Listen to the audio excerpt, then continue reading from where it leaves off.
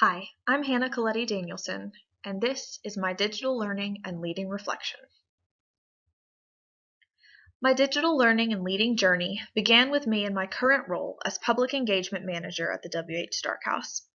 COVID-19 and the following shutdowns completely changed the way the museum interacted with different audiences, and meant that a great deal of our programming and content was moving online.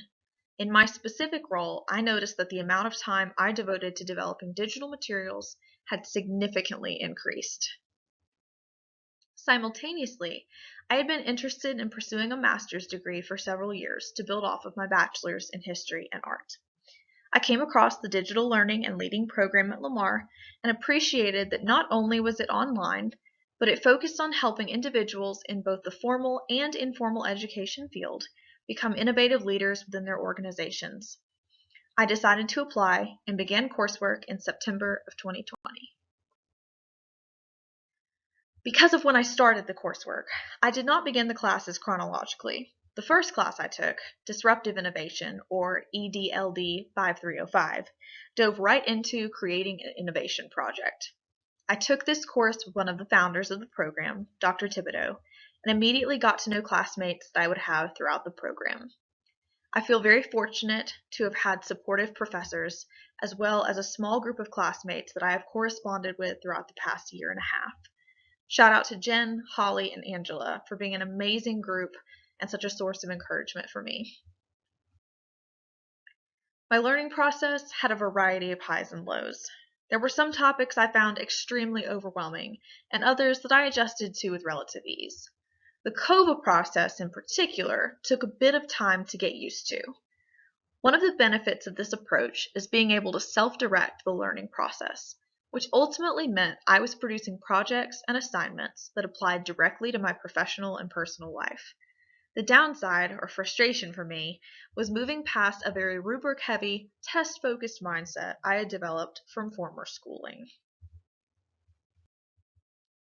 I am extremely proud to have created a robust e-portfolio that consolidates and presents the evidence of my learning journey. This is an extremely useful tool in sharing my experience with others from this program, and I plan on using it significantly now that I'm near graduation and wrapping up my projects. I feel I have accomplished a great deal throughout the program when it comes to mastering course goals, but a few stick out to me in particular. Taking ownership and agency over the learning process and incorporating learner choice and voice in designing authentic projects, as stated in the goals for EDLD 5302. Using change as a catalyst to enhance my institution's learning environment, as stated in the goals for 5305, and assessing the instructional impact and implementation of my innovation plans, as stated in 5315. When it comes to what worked, what didn't, and what lessons I've learned, I'm consistently reminded of how this program has emphasized how essential it is to be flexible when it comes to innovating and creating change.